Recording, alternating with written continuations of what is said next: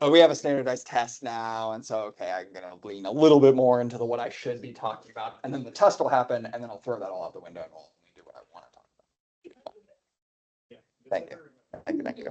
I know it's like how much you can feature all the personal units that you have.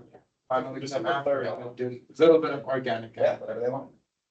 December 3rd, just what you want to tell us. Well, we're gonna finish up the unit 6. And then I'm making a decision of whether I want to do like limits or proofs. But you've already seen proofs at the very least, or cream proofs, or combinatorics, or Yeah, probably classes. others before thing. Probably all would help us with college classes, but. Not most beneficial college there. Whatever I find most fun to talk about. Like beneficial my. Yeah, you have to come at it from my perspective, right? Which is when I want to. And I think all of it will be somewhat beneficial. But sure. It's beneficial to anything that you learn in school could do.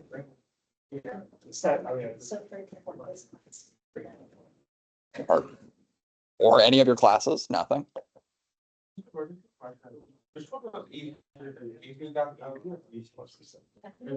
Generally, people who do well in AB do well in BC. Right. So hard to make that comparison. It's so Calc 1 and 2 are split between A, B, and C.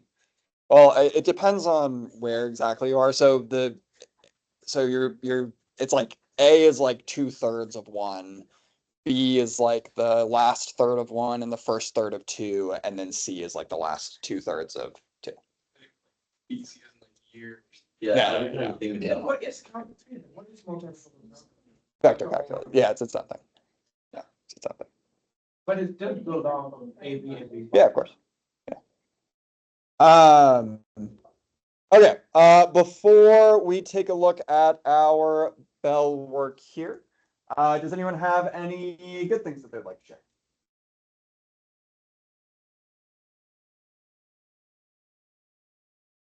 How'd that go? It's really cool. Good.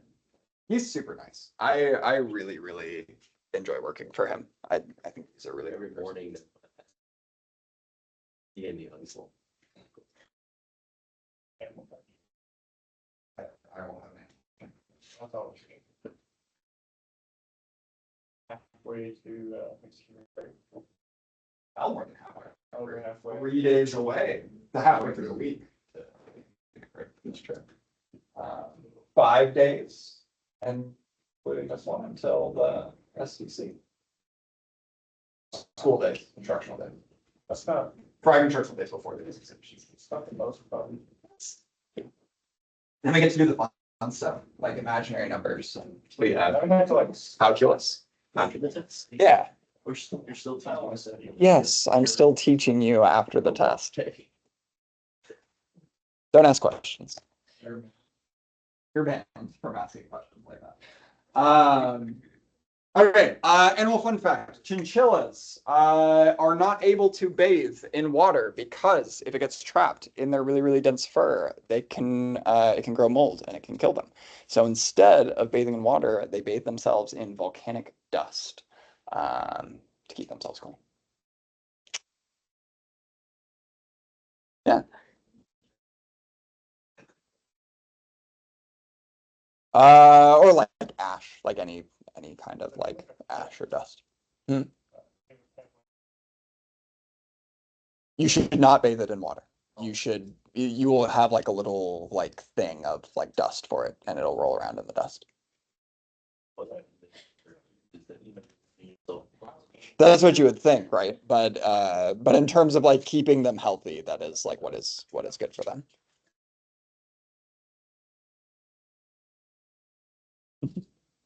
It would kill them. Okay. Let's take a look at our bell work here. Starting off, arc sine of cosine of 8 pi. I've done a little bit of a Freudian slip there, my bad. Whoops, 8 pi over 3. Okay, well, that'll become, analogous to what we were talking about. Okay, so starting off here, starting on the inside, working our way out, cosine of 8 pi over 3. What is the main issue that we run into when trying to evaluate something like cosine of 8 pi over 3? Okay. Larger than 2 pi, not one of the conventional unit circle angles that we know. And so what do we need to do in order to fix this? Subtract it by 2 pi. Subtract by 2 pi in order to figure it out. And Avi is absolutely correct that a convenient way here to think about subtracting by 2 pi would be to subtract by 6 pi over 3. And when we do that, we will find that cosine of 8 pi over 3 is in fact the same as cosine of 2 pi over 3. Freudian slip. And what is cosine of 2 pi over 3?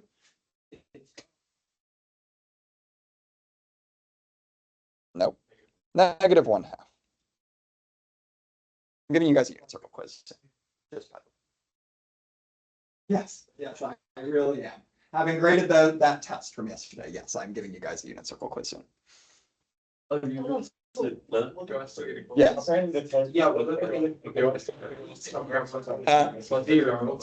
Yeah, I still owe you a gold star. I still owe you a gold star. Oh, yeah, he's. Do this on your own time.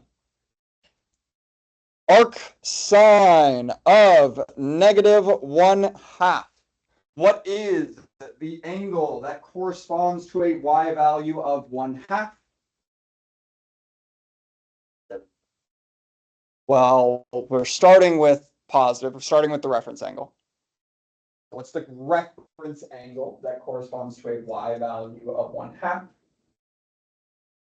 Again, when I say reference angle, I'm talking about the quadrant 1 angle. Pi over 6 is what normally gives us that 1/2, so something over 6. And then where is arc sine of negative 1/2 going to spit us out?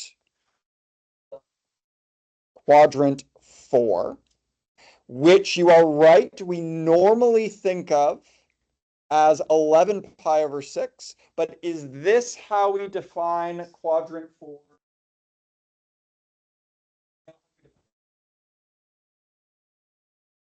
Pi over 6 would be quadrant 1, negative pi over 6 instead, between negative pi over 2 and pi over 2. Coterm, right? Subtracting 2 pi in order to get that negative pi over 6.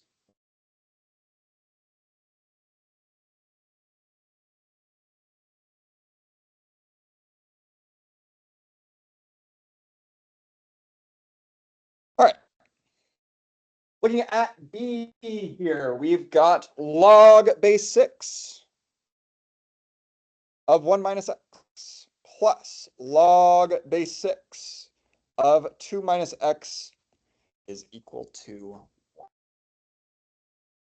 When we are trying to solve for something that is inside of a logarithm, what is our main strategy? So we could try to write on both sides something that matches the basis. Certainly that is one option available to us that would totally work. What's our other way that we can do? I'm just talking about the broad strategy before getting to the specifics of the problem. Okay. That's big. What he said that stuff bad. Yeah, we'll get to that step later.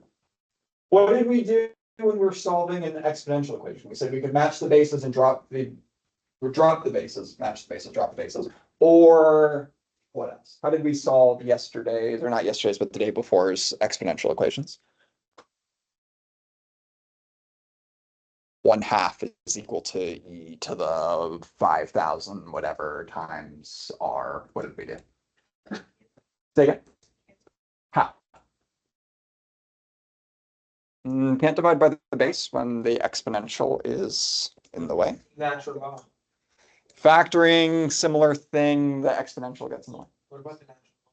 We rewrote things as a logarithm.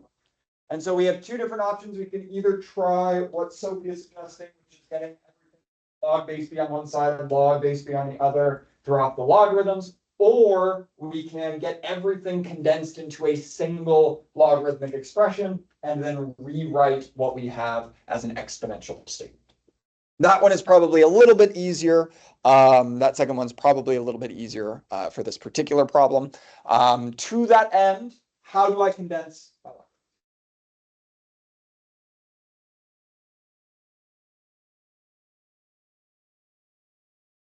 Not because it's not one log.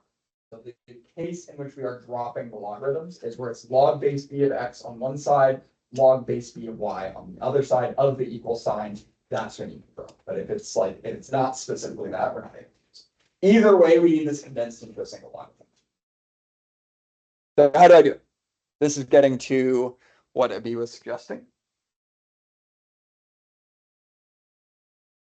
I have here the sum of two logarithms. Logarithms represent powers. And so if I'm adding my powers together, how do I normally add powers together? So you see the subscript, right? No, the log base 6 is log base 6. So to add powers, I multiply. So rewriting this expression, this is log base 6 of 1 minus x times 2 minus x is equal to 1. What do we call that?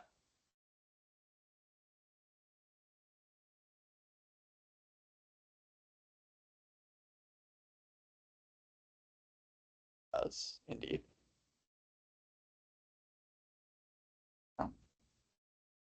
Product rule of logarithms. If I have sum of logarithms of the same base, I can merge the logarithms together by multiplying those contents. All right, we can multiply this out.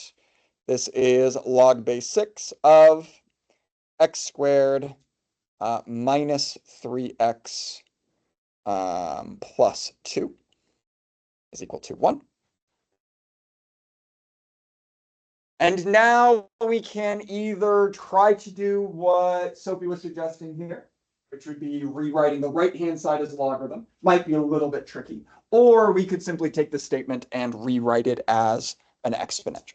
So what is this going to look like as an exponential statement rather than as a logarithmic statement?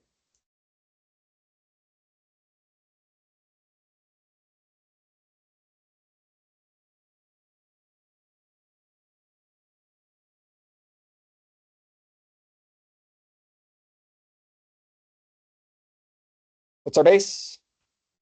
6. What's our power? 1. What's our result?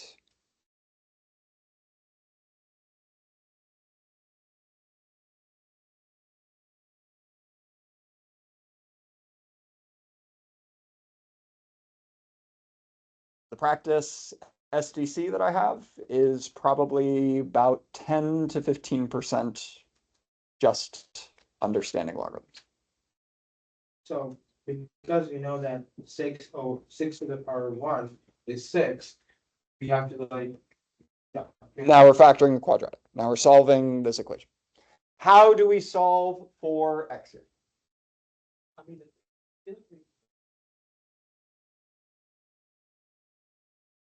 Well, yeah, but yes. Well, 6 to the 1 is 6.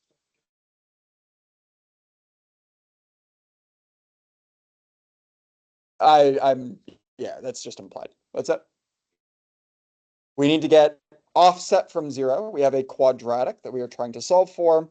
And so subtracting 6 from both sides, I get x squared minus 3x minus 4 equals 0. And what are two numbers that multiply to make -4 that add to make -3? -4 and 1. And so what are the possible solutions that I have for x? 4 and -1. Am I done? Now, what do we have to check for once we have found these values? I can plug in the x's with 4 and -1. Where? And x squared minus 3x plus 2. Yep. The original. Back into the original function before we did any of our product rules, before we did any of our anything, taking those, plugging them back in. What do I notice when I plug in -1?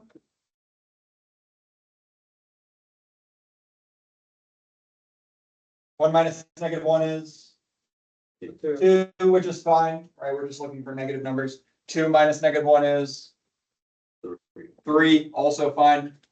So -1 works. What about 1 minus 4?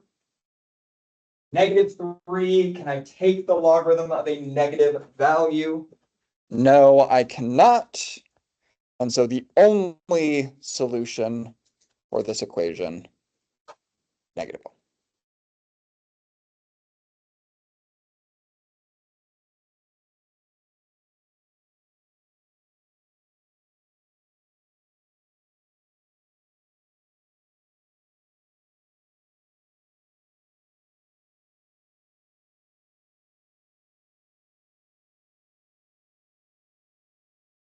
If, say, well, I guess that would be hard given the question that was given. Yeah. So how do you write log subscript 6 1 minus? It's in the math section, but also you won't have access to this kind of calculator on the SDC, so that is not something that I would necessarily encourage.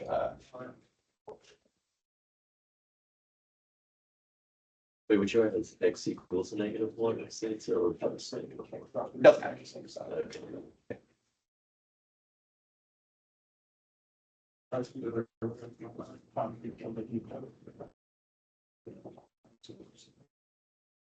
Okay. Questions with our belt.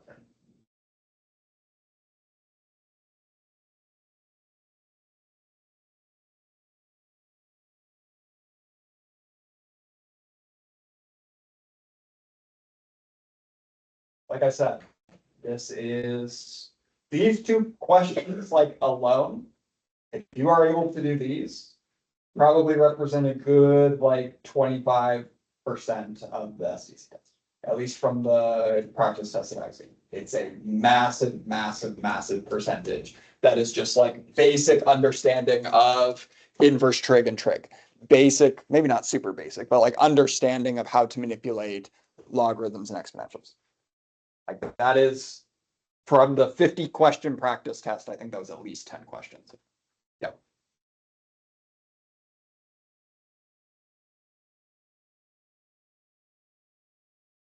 Because we want a nice continuous range. What are the quadrants that we use for arc sine? 1 and 4. If we did it conventionally, we would do 1, skip 2, skip 3, and then go to 4. That's kind of gross. And so rather than doing that, we actually start in 4 and then work our way to 1. So starting here, we start under rotated, work our way up to 0, and then work our way through quadrant 1, -pi/2 to pi/2. Yeah. By subtracting 2 pi from 8.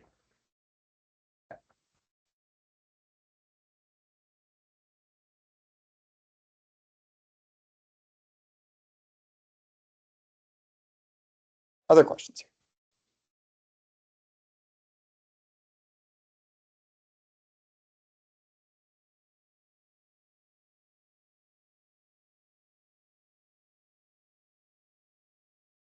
All right. Then we are going to go ahead and start our, like the final official units for free time. Again, we'll have like a mini unit after the SDC that we'll cover. It's like the final big one we're going to talk about. In the past couple of years, I have actually not talked about what we are going to be discussing today. It doesn't fit quite as cleanly into the package that I have for Unit 6. So before it was just the 3 sections that are after this, they all are very, very, very interconnected, very much just the same process over and over and over again, a little bit of nuance here or there, a couple of like particular things, some terminology and whatnot. But this is actually, as far as tools go, one that is fairly worthwhile because it is going to allow us to overcome one of what I would call maybe the fundamental limitations with the trig functions that we have been working with. So when we are talking about sine of an angle, when we are talking about cosine of an angle, when we are talking about tangent of an angle, for all of our trig functions, what has been an implicit assumption about the object with which we have been working? What is something that had to be true in order for me to even begin to consider sine of an angle or cosine of an angle?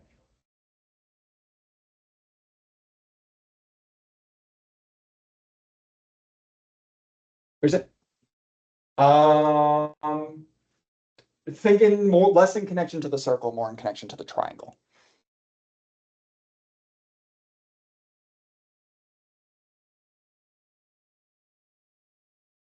What kind of triangles have we always been working with our trig function? 100%. Right triangles, right? They've always had some kind of 90 degree. We talk about sine as being opposite over hypotenuse. The fact that we talk in those terms, that we're talking about the hypotenuse, implies that we are talking about right triangles.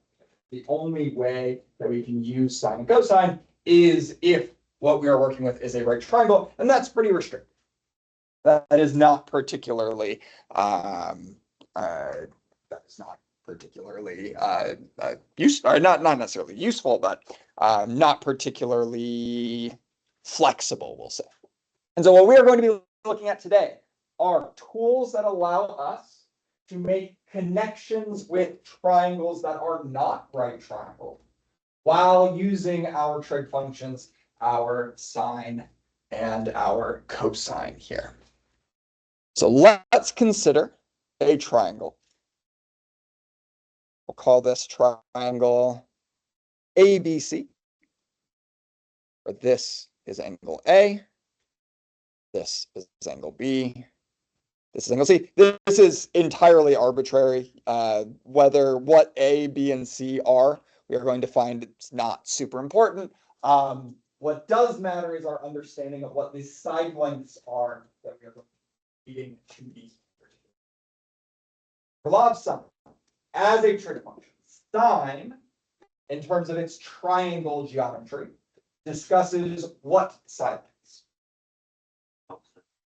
Opposite and hypotenuse, but in this case, we are not talking about a right triangle, and so the idea of a hypotenuse is kind of lost. But we can still kind of get a sense for what is going to happen as, let's say, an angle is increasing to its opposite side. So as my angle gets larger and larger and larger, what can we say is going to happen to the side length that is opposite that angle? It's going to get longer. It's going to get larger and larger.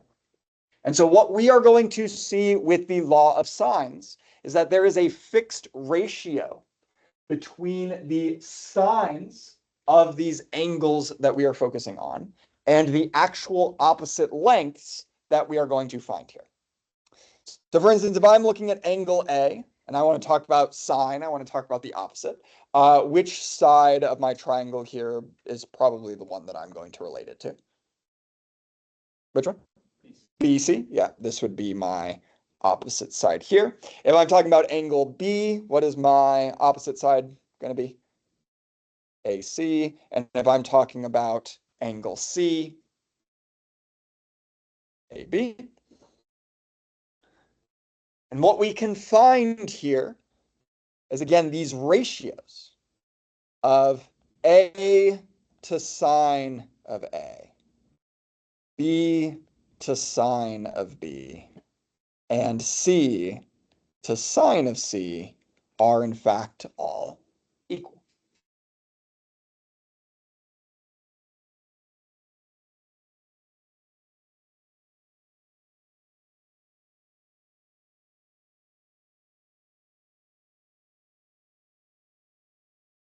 which will, to some extent, often, I will say, allow us to essentially just from a fairly limited amount of knowledge of the triangles that we're going to be given, fill in all of the missing information. We can fill in missing sides, we can fill in missing angles, all that kind of fun stuff, just using the fact that these ratios must be the same. We will see when we look at example 2 that I'm going to use a slight adjustment on these angles. It depends on really what we are looking for. But for instance, if A over sine of A is equal to B over sine of B is equal to C over sine of C, I could also say that sine of A over A is equal to sine of B over B is equal to sine of C over C. We could, take the reciprocal of everything here, and this ratio would still hold to be true. We will use the form of the law of sines that is convenient for us in that moment. All right. So we're going to be starting with the most simple case. And that is the case where we are given 2 of the 3 angles and 1 side. And this is really nice for us. We're going to see why it's not so nice, and that's not all the information that we have. For example, 2. It gets to be a little bit tricky. But at the very least, starting here, the reason why this is really, really nice is because if I know 2 of the angles of my triangle, then it's actually very easy to find the third angle. There's not a gray area of what that third angle would be. We can pin it down very, very precisely. Okay, I actually chose kind of a bad example for 1A, but that's fine.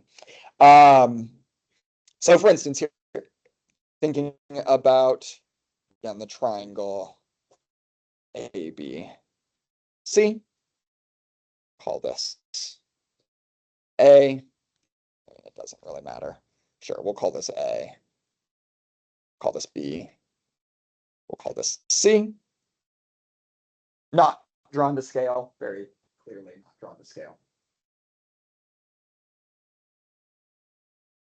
All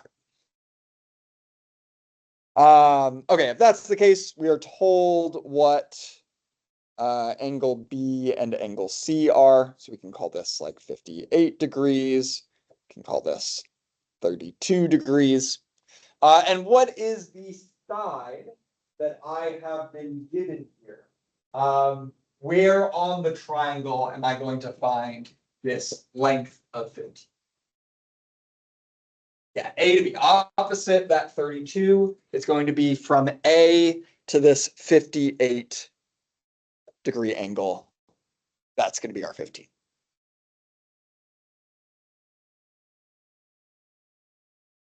And we are trying to figure out, 1, what is that missing angle A?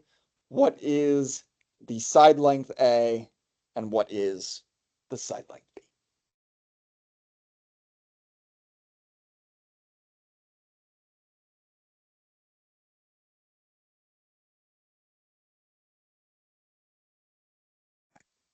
Of these 3, what's probably the easiest one that we can pretty much just find straight away? Missing angle, right? I know 2 angles. I'm looking for the third. How would we do this?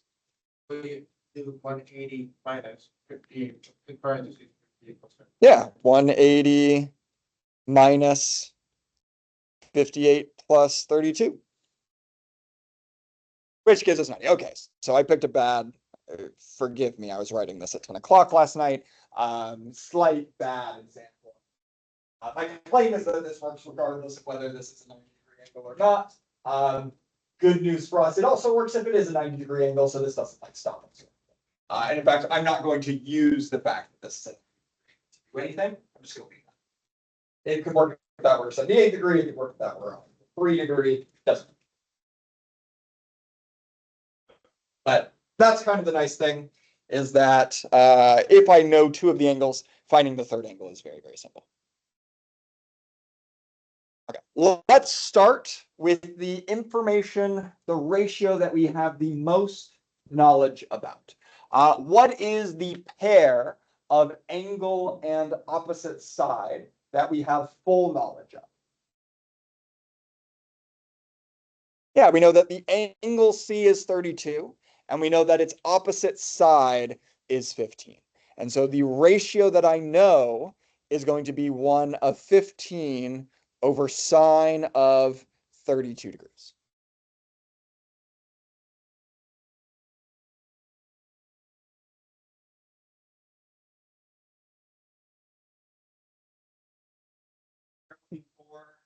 AB. Let's start with B. A is maybe, it doesn't matter. We'll do the same thing for both, but let's go ahead and start with B. If my ratio is 15 over sine of 32 degrees, what is my ratio going to be for side length B and angle B? B over sine of 58 degrees. And how would we solve for side length B here?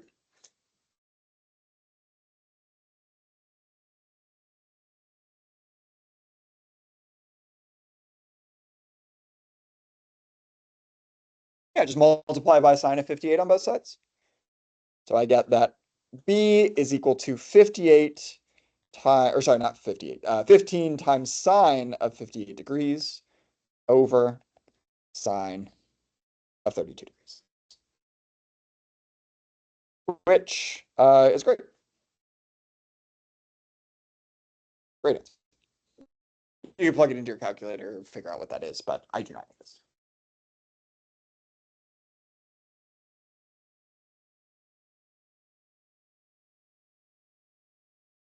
Okay, same process, or we know now what B is. What's the only thing that we're missing here? Okay.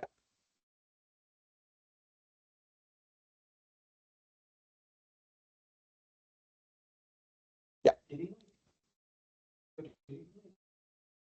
Sine of 58 in here, but right next to the B over sine of 58 degrees, which cancels out. Yeah. Becomes B. Yeah. And then put sine of 58 to the left of 15 over 6 over sine of 32, right? Yes. But why did you multiply only the numerator? Why not the denominator? When I have a number times a fraction, where do I multiply that number? Okay, especially because it's technically like, yeah, sine of 58 over 1. Yeah, exactly. Yep. Okay, what is my ratio setup going to be for finding A? Okay, so we're still using the 15 over sine of 32. Could we use our newfound knowledge of B? Sure. Why on earth would you? That's gross. Please don't do that. What is this going to be equal to? A over sine of 90. Yes, we know what sine of 90 is, so we could use that. But again, the implication here is that we could do this even if this weren't 90. It doesn't need to be 90 degrees. And so let's pretend, that we don't know what sine of 90 is. How would we solve for A? Just multiplying both sides by sine of 90. I get that A should be 15 sine of 90 degrees over sine of 32 degrees.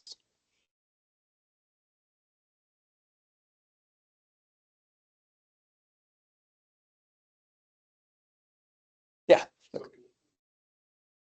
Two different sides of a triangle, could you just use like the original, look at the side length B? You could just replace sine of 58 with whatever angle you're using for like sine of A.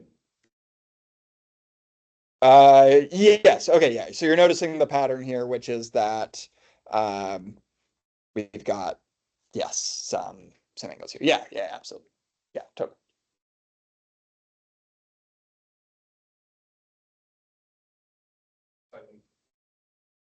One angle both. Yeah, but that's kind of the minimum amount of knowledge that you need. What we're going to see to use law of sines is that you need a minimum of one side and its corresponding angle.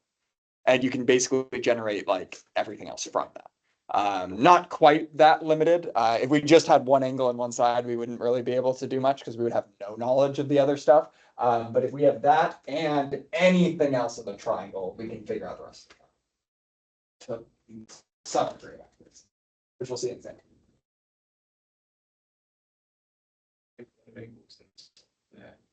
Like you just kind of pick random angles and solve it. It looks like if you have one angle, then We'll see the kinds of setups that we'll have to do in order to figure out the angles when we don't have them.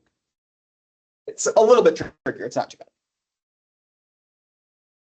Questions here with 1A.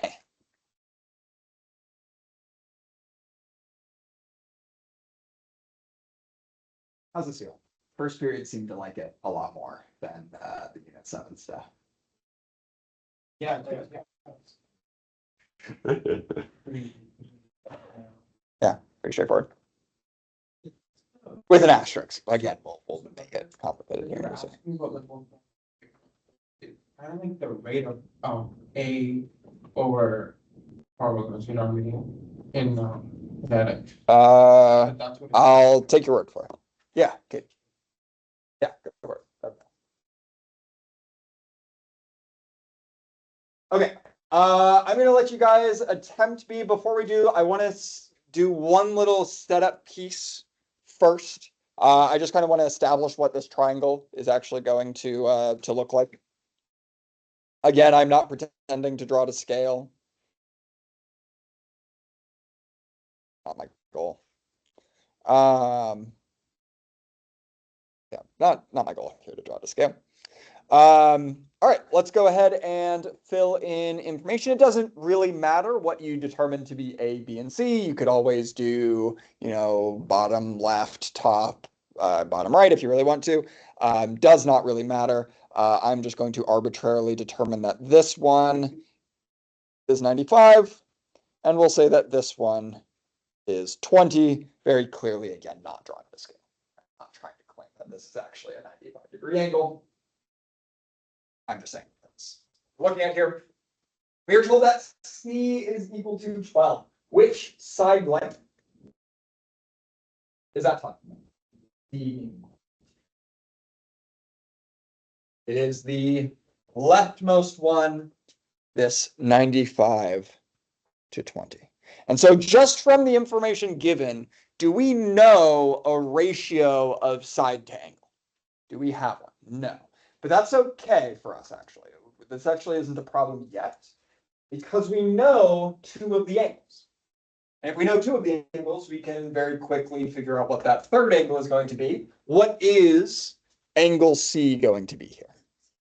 Yeah, angle C, which is our 180 minus the 95 plus 20, which gives us 65 degrees, will allow us to figure out everything that we're missing.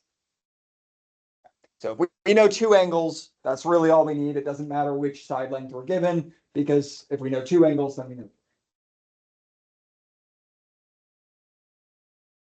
So take a stab, find A.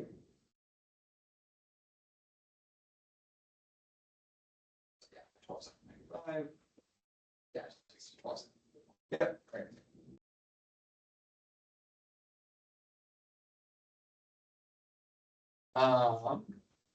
C is the 12 here. Right, opposite the 65 is the 12. The missing one here is the unknown. And so it should be B over sine of 20 equal to 12 sines.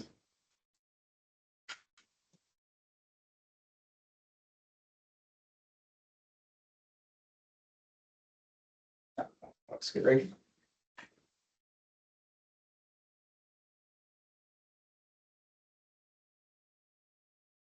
Very nice. Looks very nice. Very good.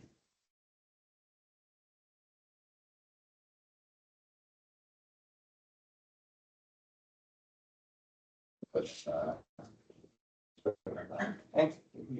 just like just setting up short. Perfect. Yes. Yeah, grab that pass. Super good.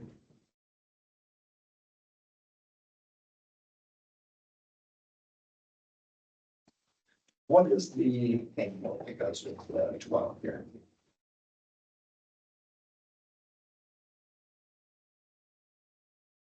Yeah, so it's going to be that 65 Yeah.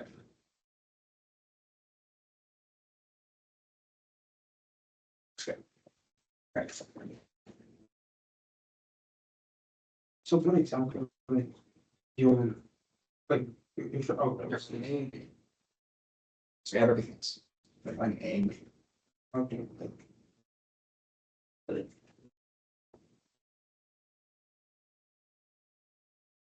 So this would be B, and this would be A. Yeah, I see it. Yeah, looks great.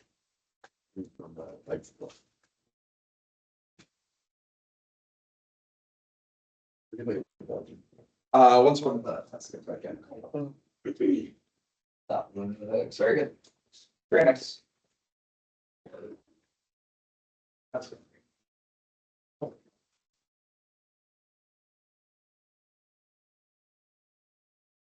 Okay, so we don't really need the units and stuff here. We're just doing the ratios. One side can be the angle. And it's that ratio of side over the sine. The angle, which we're gonna use to find the overs. Yeah. she had said you said like 95, 20 is 115.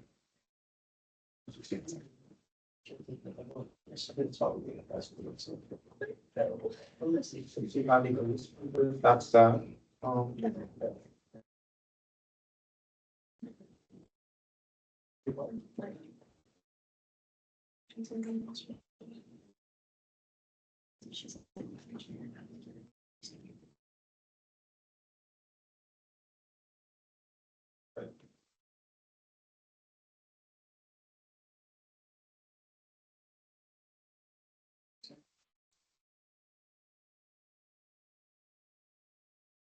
oh, okay, got it.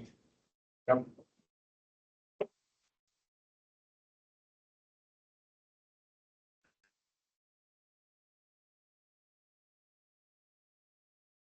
She's like, I'm gonna get you lighter.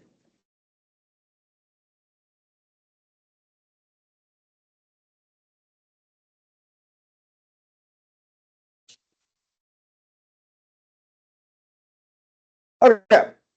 What is the known side ratio angle that we have here? We have C. So 12 over sine of 65 is what we know. What is our ratio going to look like if we are looking for A?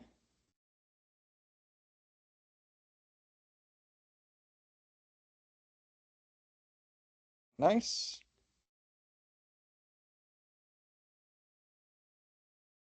Very nice. Quick thing to note, this was a little bit missing from a lot of papers. Make sure we are talking about 95 degrees, 65 degrees. If you just write 95, I'm assuming you're talking about radians. So you do need to specify here that it is in terms of degrees. But we don't need to plug that into anything that's a perfectly sufficient answer. And then to find B, what is this going to look like?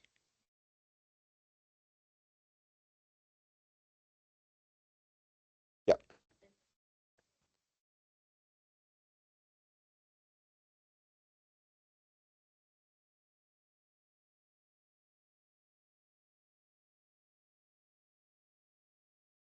Well, sine of 20 degrees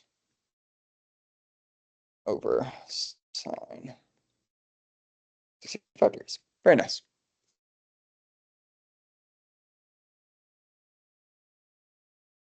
Questions with example one. This is we know two angles. We know two angles, we know.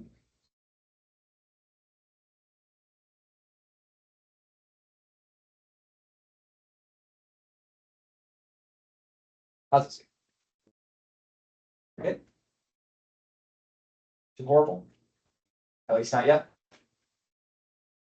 So I will say, I'm fairly certain for law of sines, this is what the SDC is kind of pigeonholed into asking. See why when we look at example two. We can do more with it with example two. Again, this is still fairly restricted, right? Where this is requiring us to know two of the angles, and at least one side. So still not quite as open-ended as I would like it to be. But I think this is like the extent of what we could see on the SDC. But we can do more. It's just a little bit trickier when we try and do more. So let's take a look at example 2. Again, we are still using our law of signs. And here you'll notice that it's like different reporting. You're looking for all possible missing values for A, B, and C, rather than just looking for the missing values of A, B, and C. Oh boy, possibilities. I love it when we have choice. Okay, similar thing. Let's go ahead and draw a triangle. Again, I am not claiming that this triangle is at any way, shape, or form to scale, but you know, it's a good enough. Kind of. We'll see that that maybe it's actually not. Okay, so what information do we know here?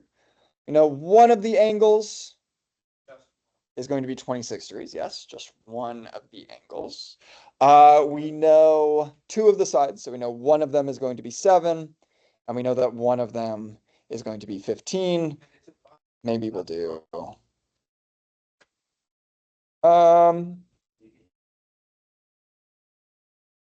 why can we not use Pythagorean theorem here?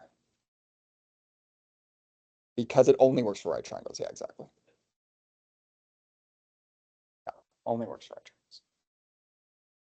Okay, so if we're saying that that's 15, this would be B, this would be C, this would be C.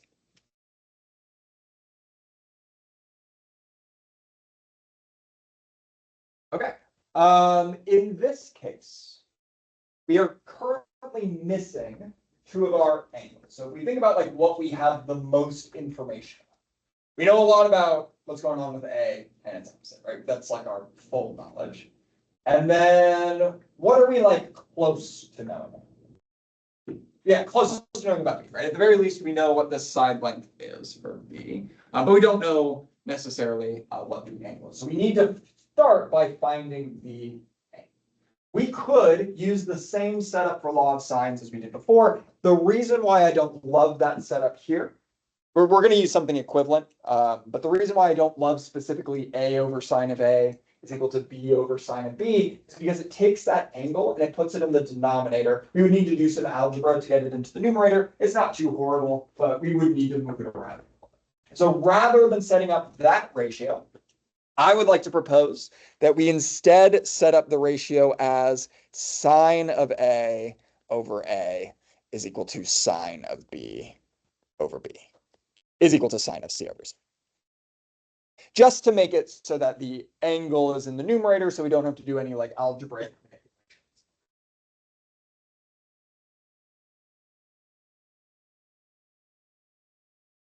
Okay, we said we know everything about A.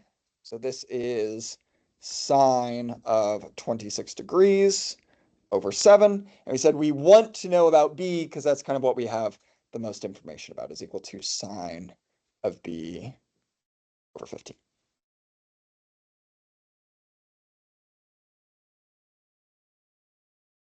Okay, what would you guys do to start solving for B here? Multiply by 15.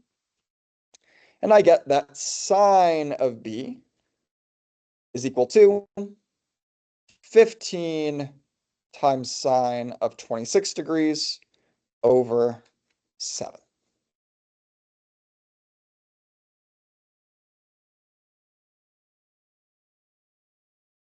Already we run into a potential roadblock. The first roadblock here is that this might just not be possible.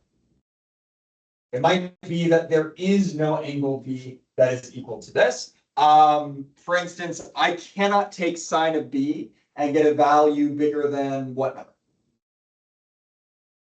What's my range on sine?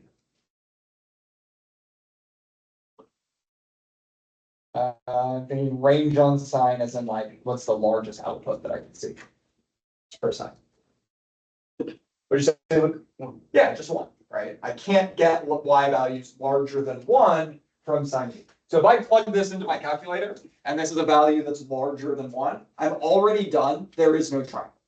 There isn't a triangle that is possible to give me these side lengths with this particular angle. Cannot be done.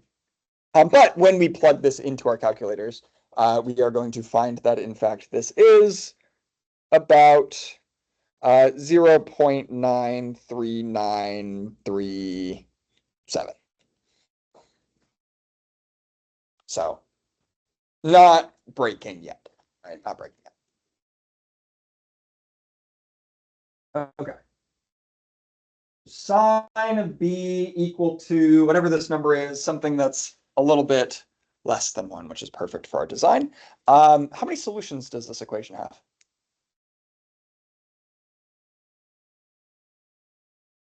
Where is sine positive?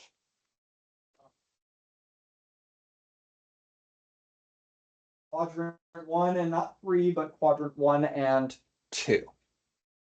Right? Positive y values in quadrant 1 and 2. So there is a quadrant 1 angle that would satisfy this equation. And there's a quadrant 2 angle that would satisfy this equation as well. We think visually about why this is the case. If we have some kind of triangle here,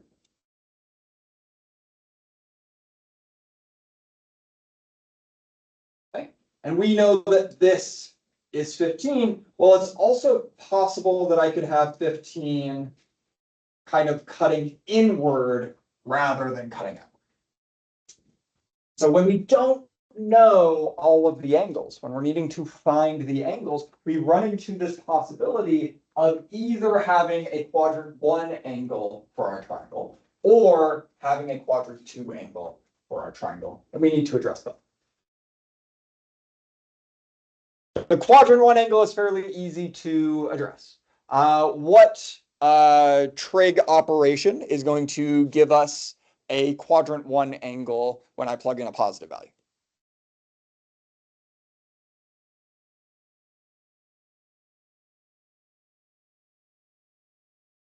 Plugging in a positive value, I'm getting an angle. That's just going to be our arc sine. Right? Arc sine, plug in a positive, spits out a quadrant 1 angle. And in fact, if you do here, sine inverse or arc sine of this value, 15 sine of 26 degrees over 7, then what we get is that the first possible value for b is around 70 degrees, right around 70 degrees. That's just in your calculators, sine -1 of 0.93937, blah, blah, blah. About that.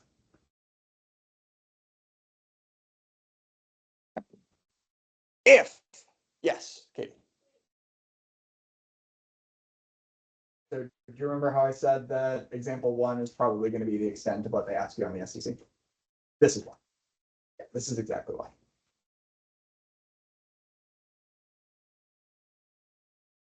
Please stop asking that question. It's like actually getting on my nerves.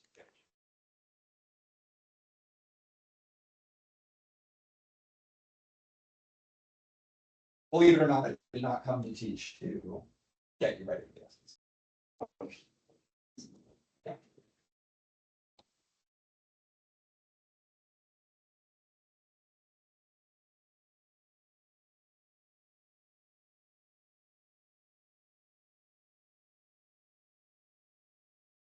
Okay, if our angle is in fact the quadrant 1 angle, which I'm not saying is guaranteed, but certainly is a possibility, what would our missing angle C be?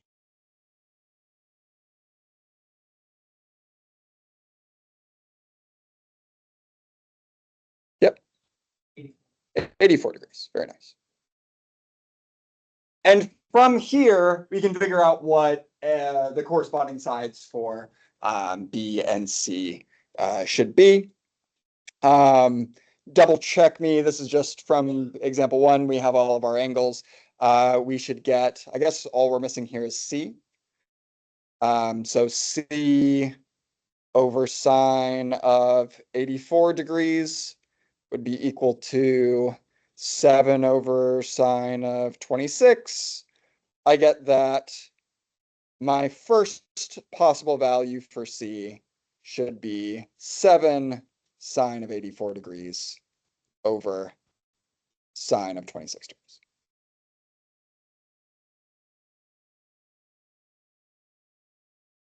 Yes. Yeah.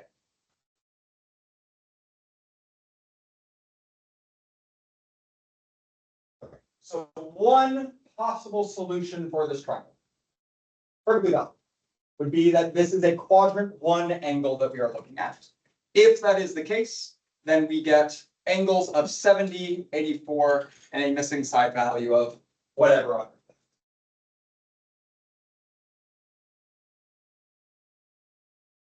Seven over sine of 26 here. Yes. Yeah. Yes. So in the first part of it, you were sorting, you were looking what was side of B, you had it. But how come, I know that we have all three of like the possible angles, but how come you really that flipped again? Did you figure out what? So then we have a really good question here, which is that you'll notice that when I started this problem, I am using this like reciprocal trig setup here, this reciprocal law of sine setup. Why did I flip everything upside down? What was the point of that?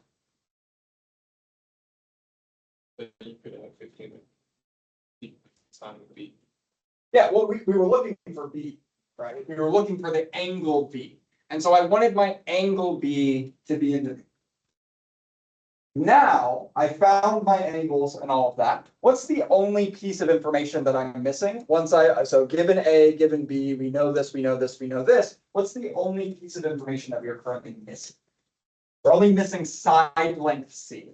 And so I instead did the reciprocal, I did the original version of that because we were looking for a side length. Could we have kept using the flip curve? Sure. Why not? All right, it's all the same. Would that have required a little bit of extra algebra? Yeah. And again, I'm lazy. I'm trying to be productively lazy. And so I started with a slightly cleaner setup to make it so I don't have to do as much algebra on the back end. Yeah, really good question. Really good question.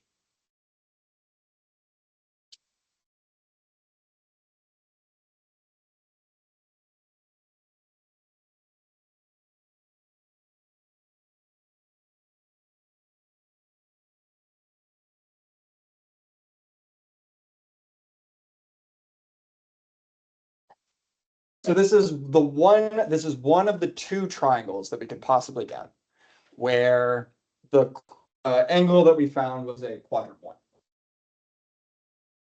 Now we need to figure out, would this work for a quadrant 2 angle? And the answer is basically going to be, if it works at all, we're going to get two triangles, or we get a right triangle, and that just kind of fixes it. Yeah. To find the other one, like just looking at, the unit circle. Yeah. Like with I guess it is a right triangle, would you just add the difference between 90 degrees and then what the like specified angle is to get the reflected version of it? Okay, so Luke is asking a really good question here. And that is, how do we find the quadrant 2 angle that will give us the same y information as what we have in quadrant 1? How did we derive our quadrant 2 angles?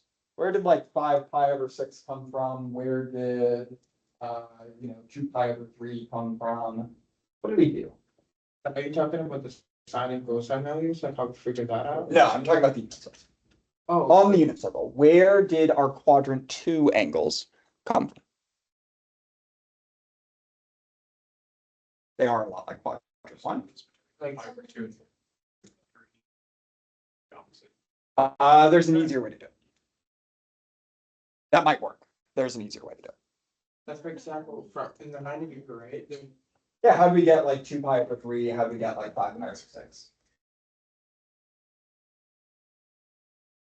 Okay, so that was like the way of doing it. Was like we took like the 150 degrees, we did all that. But how did I even get like 150 degrees? Like, how did I know that this was 150? Because there's a 60-degree angle right there. No, he's asking like, how did we go? How did we figure this out? How did we know? How did we get that this was? Nope.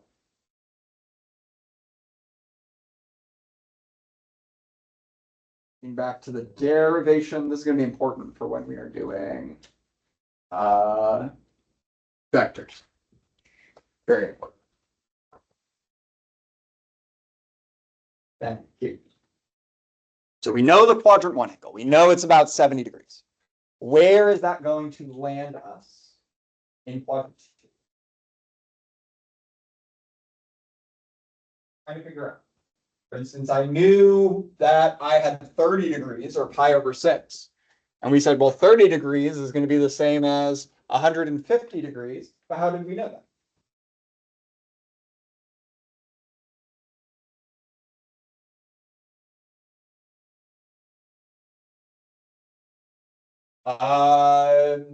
So that's the feature of quadrant 2 that we're going to not really see here, actually, because it's going to be a lot of science. We'll see it when we do a lot of science stuff.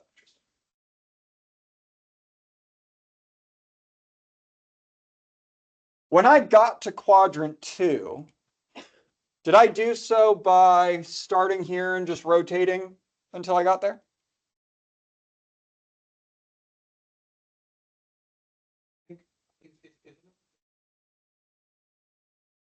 Didn't do that. How did we get to quadrant 3? Did we start here and rotate all the way around? For quadrant 4, did I start here, rotate all the way around?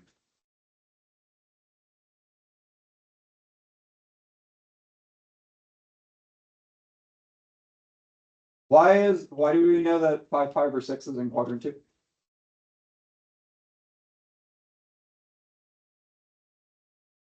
How do we, you're on the right track. On the right track. But how do we know that? How do we know it's between, how do we, just by looking at it instantly, right away, 5 or 6, definitely quadrant 2. What is it? Close to pi. Close to pi, but a little bit less. It's pi minus.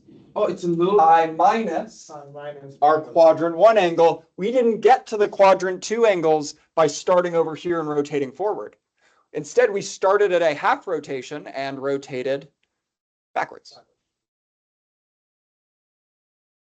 So how am I going to get to my quadrant 2 equivalent to 70 degrees? Well, I'm going to start at 180 degrees.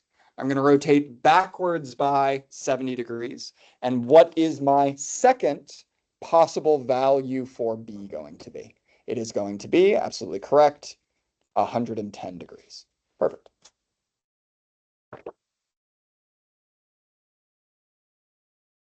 Your way also would work of like reflecting it about the y-axis. Yeah. Yeah, I was that would also work. 90 because minus 27. Yeah, you need 20 and then another 20 would take you to the 110. Totally would work. This is just a little bit more maybe efficient.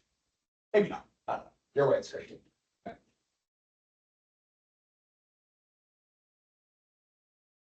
So rotating forward by 70, yes, that's great, but we could also start here. Rotate backwards by 70. If we are assuming that we are using the quadrant 2 angle, then what is our second possible value for angle C?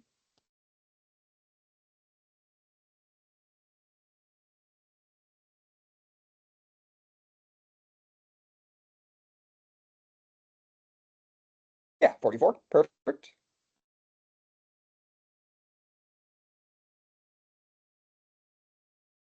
B1 is. B1 and C1 don't relate to B2 and C2.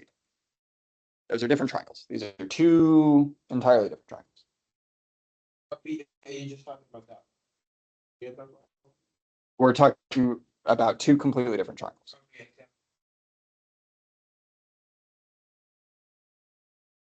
We're not on example B. We're talking about within example 2A, 2 completely different possible triangles. Okay.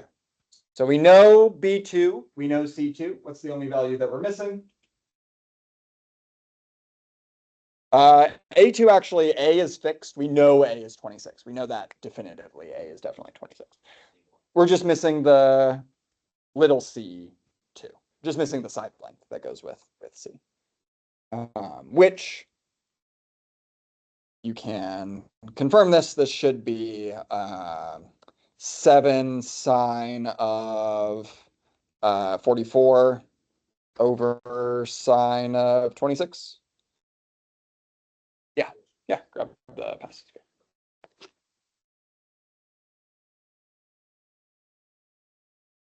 So if you know 2 angles, then actually you know 3 angles, you're good to go. If you only know 1 angle, you have a couple of possibilities. First possibility, which would be nice if we got lucky, try B, you're gonna get lucky, would be that sine of B is just equal to a number greater than 1. No triangle is possible, we're done. Nice and easy. If we are a little bit less lucky than that, then we need to actually figure out what the quadrant 1 possibility for B is, and then 180 minus that quadrant 1 possibility gives us the quadrant 2 possibility. We get 2. Yeah. The fact that on the unit circle, the radius being 1 means that we can interact with y value. Y value in the unit circle is not great. So like in a quiz, would you like us to write both if you do get 2 triangles, like answers from both angles? Yeah, so this mess is the correct answer for 2A. So let's see here. So this would be 1 triangle, and this would be the other triangle. Yeah, so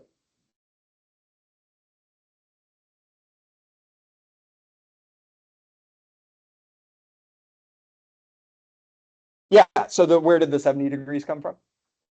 So when we initially solved this, we got to the equation sine of B equal to 15 times sine of 26 degrees over 7, which in our calculators was about 0.93.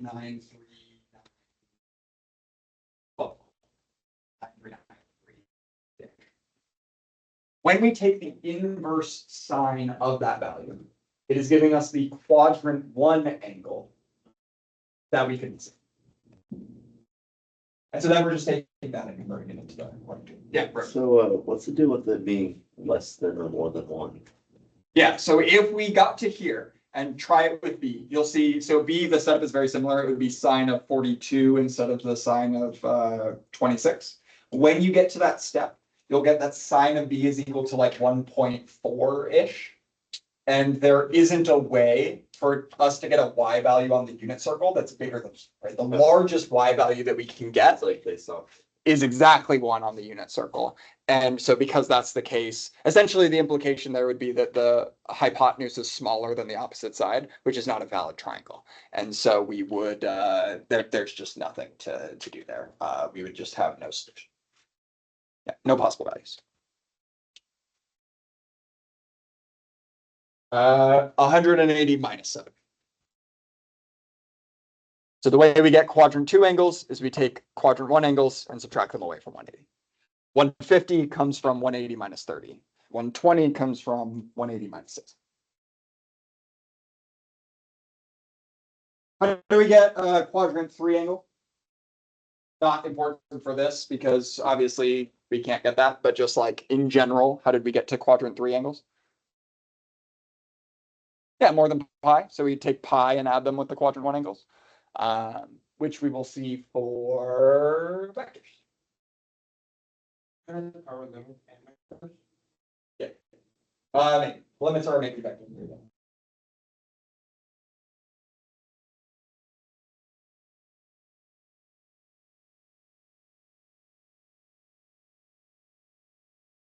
Other questions?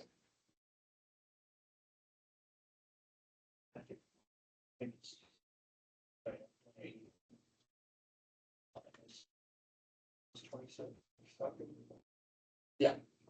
So angle A we knew was 26.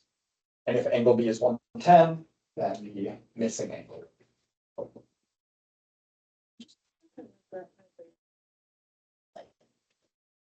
other ones that are also possibilities to finding. So we're not, so they don't really interact.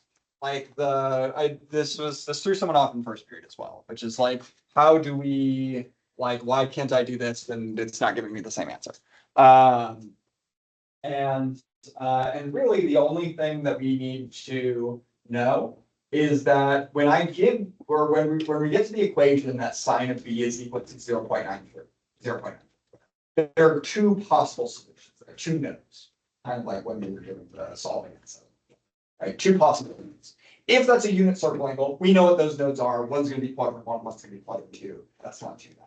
But because we don't have that unit circle knowledge, it's a little bit muddier, kind of accessing like right away what those are going to be. The one that we can find directly is quadrant 1, which we can find directly using our inverse trig. But then in order to extrapolate that and get to quadrant 2, 180 minus that quadrant 1 angle to get to the quadrant 2. Because the inverse trig can only give us, inverse trig of a positive value can only give us quadrant 1. Inverse trig of a positive gives us 1 second.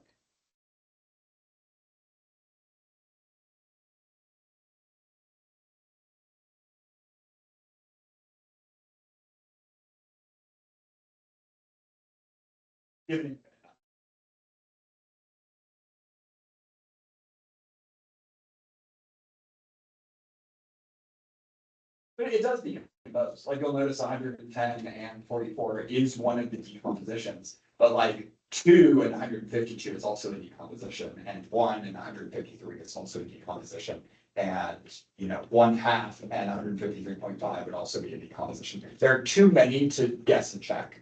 And particularly because these values are often going to be irrational values. The numbers here worked out to be a little bit clean. I rounded a little bit, but they worked out to be kind of clean. It's just getting to what those two angles should be by guessing and checking is just too hard. Yeah. Not that it's not like retrospectively, it's like, oh yeah, you could break apart this 150 into the 110 to the 44, but how did you know to break it apart there? And the answer is like, there isn't like a good like hook that would allow you to know this is what I'm doing. Good question. Yes. I was just asking, like, when you say inverse trig of a positive function Positive value. or value. So in inverse trig, you mean the angle, right? When you say inverse trig, Or sine of a particular value. okay, so that is the angle. Is the angle. Is the angle. Yes.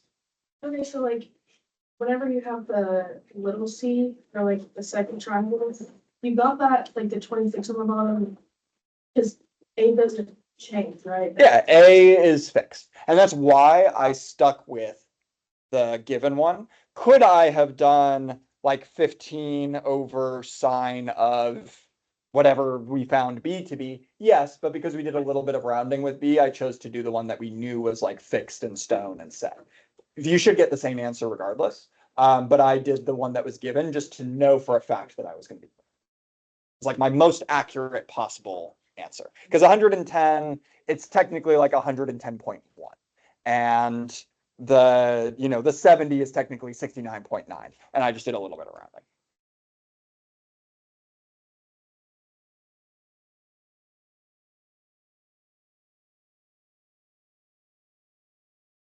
Okay, you will notice that for our law of sines and law of cosine, again, we are slightly restricted. Yes, we now have the ability to deal with what is happening if I know, one angle versus two angles or what have you. But they require us to know at least one ratio, right? We always need to know an A to A or a B to B or a C to C, and that's not always what it's given. Notice that, for instance, for example 3, the examples that are given do not provide us with a known ratio there. That is where law of sines is no longer enough to actually get us through. We need to use law of cosines, which we will look at. Couple of things to note. I made an announcement about this But the Unit 6 study guide, not Unit 6, Unit 7 study guide is open. If you did not finish it before the test, I highly recommend that you do so. At the very least, because it's what you need to do in order to have the opportunity for like to take some corrections or what have you. But also just because, that grade sitting in a 0 is not going to help you. I don't know that I've activated it for this class, but the 6.1 through 6.3 classwork has been created, will be uploaded at some point within the next like 20 minutes. So you are welcome to go ahead and start on that. Okay. We are. On Pierce. Oh, wait. And the SDC review part 1, again, I don't know if I activated it for this class, should be reopened. If not, again, within the next 20 minutes will be so. And I will be uploading a part 2 relatively soon so that you guys have some time in between now and the SDC. Just to kind of brush up. Okay. Definitely will be open during the break. I'm going to try and make it.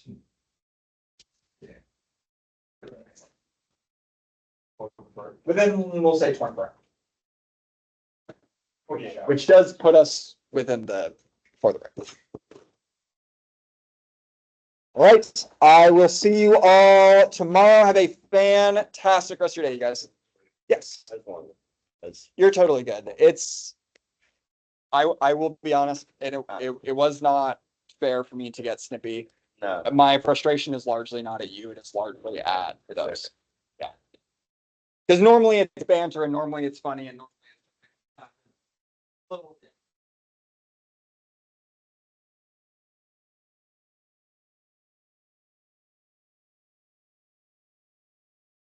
Yeah, next, I think.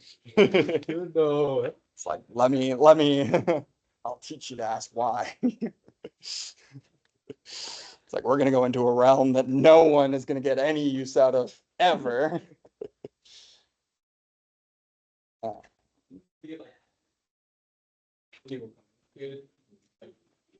Law of cosines, the formula is a little bit more obnoxious.